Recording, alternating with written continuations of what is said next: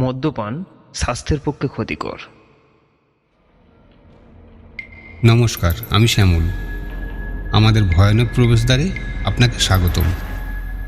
আমাদের সঙ্গে ভূতের অভিযানে অংশ নিন এবং ভৌতিক গল্প উপভোগ করুন। আমাদের আজকের নিবেদন রাশি রাশি গল্প প্রেজেন্টস নিষিদ্ধ শ্মশানে। গল্প পাঠে আমি শ্যামল এবং বিভিন্ন চরিত্রে কণ্ঠ দিয়েছেন চন্দন ও সায়নী। শুনতে থাকুন আজকের ভৌতিক অভিযান নিষিদ্ধ শ্মশানে।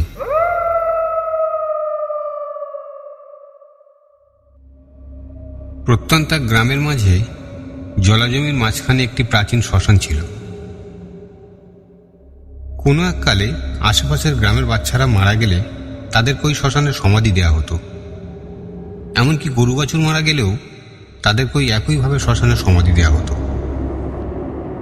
শ্মশানটি জমির মাঝখানে ছিল বলে চাষিরা সন্ধ্যা হওয়ার অনেক আগেই জমি ছেড়ে উঠে আসত। কেননা বারে বারে ওই শ্মশানে দেখা যেত বহু অলৌকিক কাণ্ড।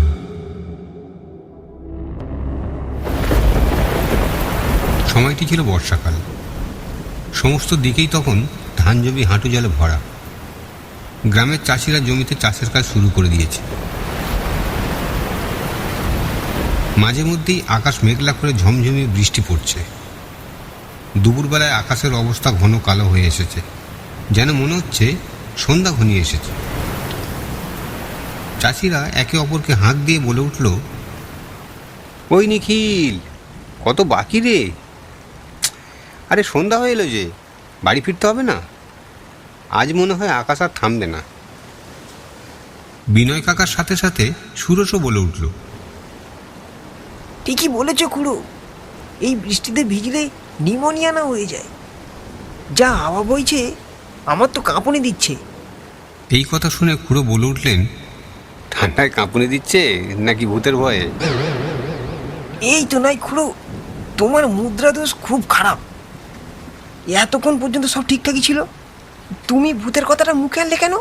আমি এখানে আর এক মুহূর্ত থাকবো না। একা একা জানা, দেখি তোর কেমন সাহস। তুমি খুব বাজে লোক আছো খুড়ো। যেখানে তুমি জানো আমি একটুতেই ভয় পাই, সেখানে তুমি আবার ভূতের কথা বলছো। এদিকে চাষিরা মাঠ ছেড়ে একে একে বাড়ির দিকে যাচ্ছে।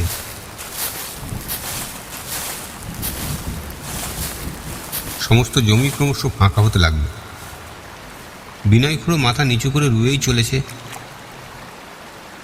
কিন্তু সুরেশের নজর ছিল সকল চাষিদের ওপর। ও খুড়ো, সবাই কিন্তু বাড়ি ফিরে যাচ্ছে, আর বোধহয় এখানে থাকাটা ঠিক হবে না। চলো চলো, বাড়ি ফিরে যাই। উফ, পড়েছি একটা পাগলকে নিয়ে। দেখছিস না ডাক্তারওয়ালা এখনো হাল করছে। আর কিছুক্ষণ কাজ করলেই তোর সমস্ত আঁটিগুলো শেষ হয়ে যাবে। তাছাড়া আমি তো আছি, তোর ভয় কিসের?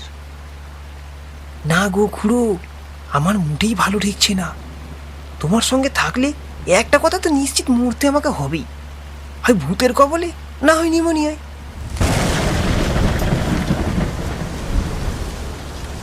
সুরেশের কথা শেষ হতে না হতেই আকাশটা গর্জন করে উঠল। মুহূর্তে বিদ্যুতের শিখা আকাশের এক প্রান্ত থেকে আর এক প্রান্তে চলে গেল।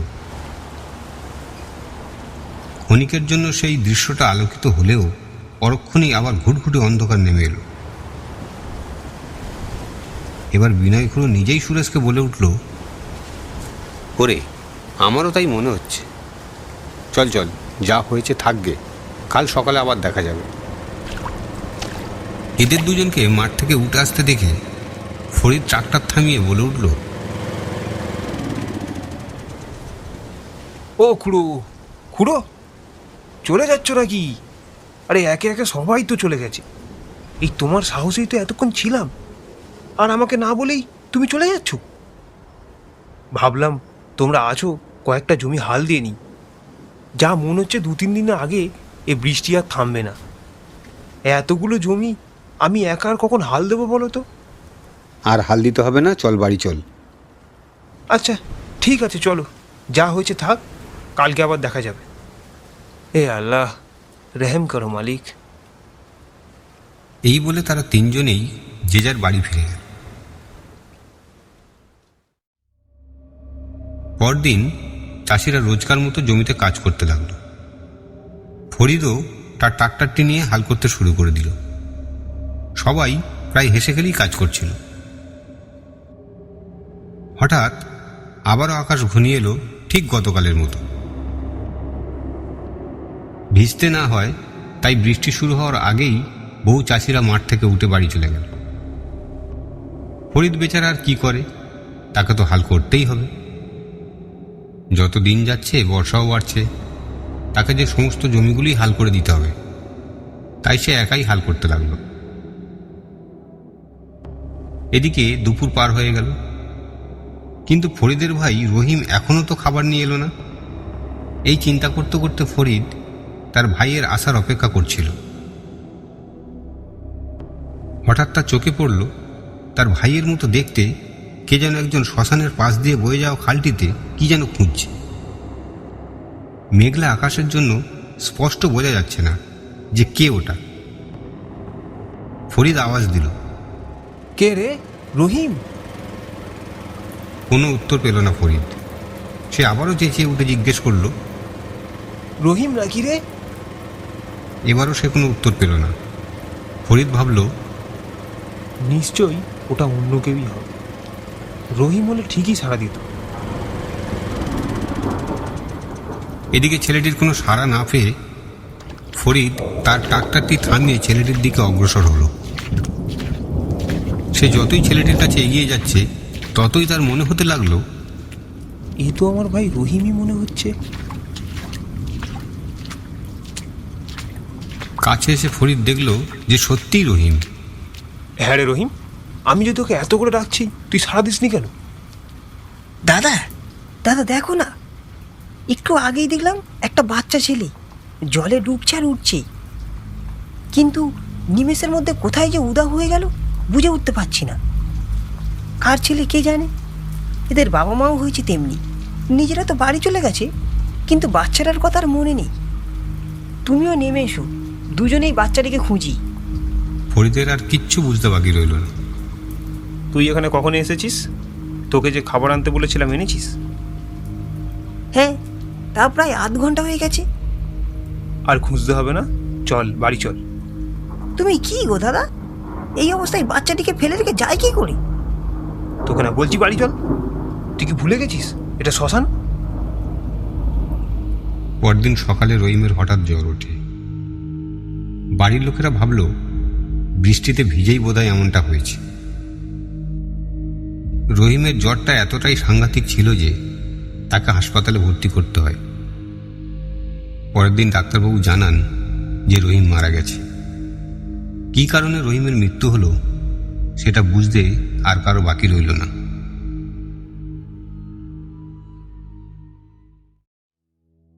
এরপর প্রায় 1 বছর কেটে গেছে।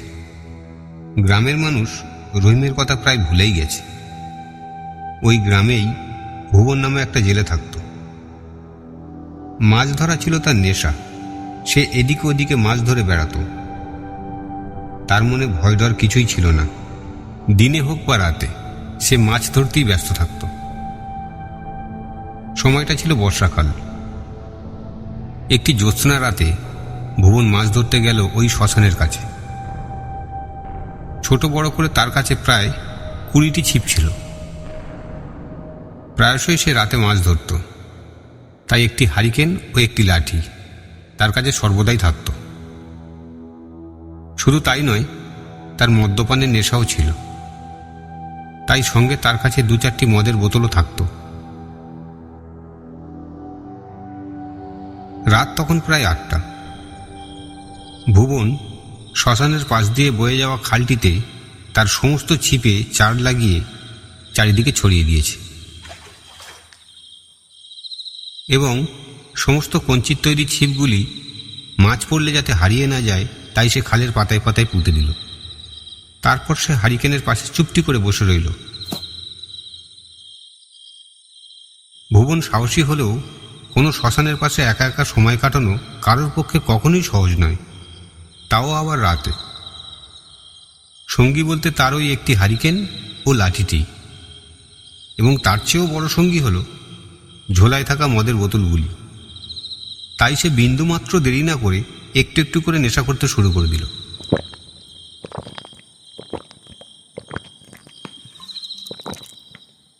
এমনিতেই সে প্রতিদিন প্রচুর পরিমাণে মাছ ধরত, কিন্তু আশ্চর্য ব্যাপার এই যে সে অনেকক্ষণ বসে থাকা সত্ত্বেও একটিও মাছ পেল না। কিন্তু ভুবন ছিল খুব জেদি, মাছ না ধরে সে কিছুতেই বাড়ি ফিরবে না। তাই সে ধৈর্য ধরে বসে রইল। এমনি করে ঘন্টার পর ঘন্টা কেটে গেল। রাত তখন ঠিক 12টা। ভুবন চকিত দৃষ্টিতে কখন মাছ পড়বে সেই আশায় খালের দিকে তাকিয়ে রইল। হঠাৎ একটি ছিপে মাছ পড়ার শব্দ শুনতে পেল। সে বিন্দুমাত্র দেরি না করে সেই ছিপটি তুলে দেখল যে তাতে কোনো মাছই নেই। ভুবন ভাবল আজ তার ভাগ্যটাই হয়তো খারাপ। ভাবতে না ভাবতেই পাশের ছিপটিতে মাছ খিলখিলিয়ে উঠল। সে একটি হাতে খালি ছিপ ধরে অন্য হাতে তৎক্ষণাৎ সেই ছিপটি তুলল, কিন্তু কি আশ্চর্য ব্যাপার, তাতেও কোনো মাছ নেই। এইভাবে প্রায় প্রতিটি ছিপেই একই কাণ্ড ঘটতে লাগলো। সে যতবারই ছিপ তোলে ততবারই ফাঁকা।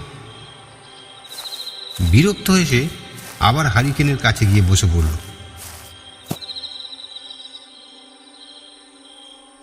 হঠাৎ দূর থেকে ভেসে এলো একটি ভয়ঙ্কর কান্নার আওয়াজ।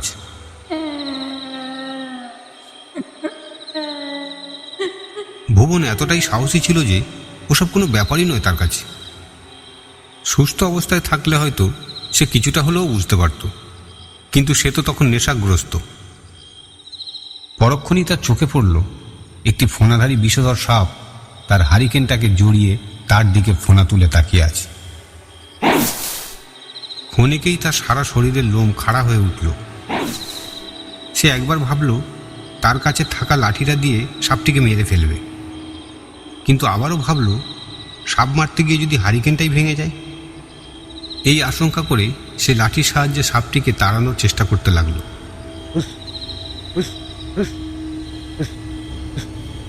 কিন্তু বহু চেষ্টার পরেও সে সাপটিকে তাড়াতে পারল না। নিশুতি রাতে সাপের গর্জন তার শরীরে ভয়ের সৃষ্টি করল। কি করবে বুঝে উঠতে না পেরে সে লাঠিটিকে ধরে সাপটির দিকে তাকিয়ে রইল। হঠাৎ আবারও সেই কান্নার আওয়াজ তার কানে ভেসে এলো।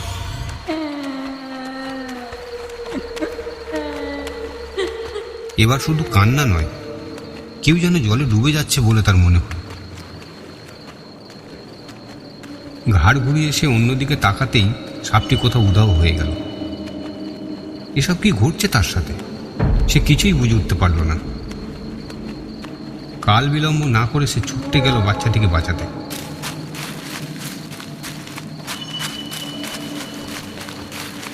জ্যোৎস্নার হালকা মৃদু আলোয় সে দেখতে পেল একটি বাচ্চা জলে ডুবে যাচ্ছে। সঙ্গে সঙ্গে সে জলে নেমে পড়ল বাচ্চাটিকে বাঁচানোর জন্য।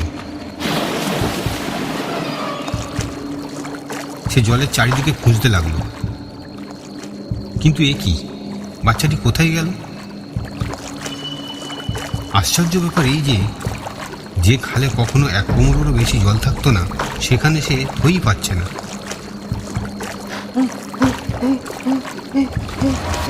তার মনে হতে লাগলো তাকে যেন কে পা ধরে জলের গভীরে টেনে নিয়ে যাচ্ছে। নিজের প্রাণ বাঁচাতে সে অনেক চেষ্টা করার পরে অবশেষে ওপরে উঠে আসতে সক্ষম হলো। হাঁপাতে হাঁপাতে সে ভাবতে লাগলো এই রকম ঘটনা তার সাথে এর আগে কোনোদিনও ঘটেনি। তবে কি এসব ভূতের কাণ্ড?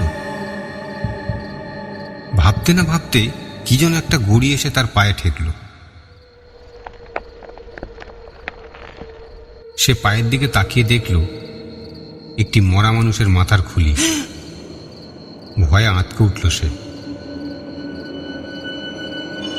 হঠাৎ পিছন থেকে কে যেন বলে উঠল, চলে যায় এখান থেকে। সে পিছন ফিরে তাকিয়ে দেখে একটি অশরীরী আত্মা তার ঠিক পিছনেই দাঁড়িয়ে আছে। যদি বাঁচতে চাস তো এই মুহূর্তে এখান থেকে চলে যা। ভুবন এতক্ষণ পরে বুঝতে পারল সে শ্মশানের ওপর দাঁড়িয়ে। জলের মতো সমস্ত ব্যাপারটা তার কাছে পরিষ্কার হয়ে গেল। সে ভুলেই গিয়েছিল যে সে একটি শ্মশানের পাশে ছিপ ফেলতে গিয়েছিল। কখন যে সে শ্মশানের উপর উঠে পড়েছে সে বুঝতেই পারেনি।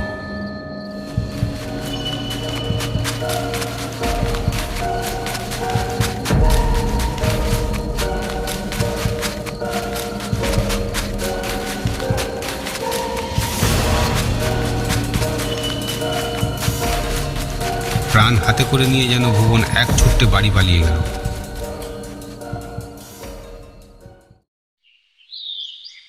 পরদিন সকালে সে তার সঙ্গে ঘটে যাওয়া ব্যাপারটি সকলকে খুলে বলল।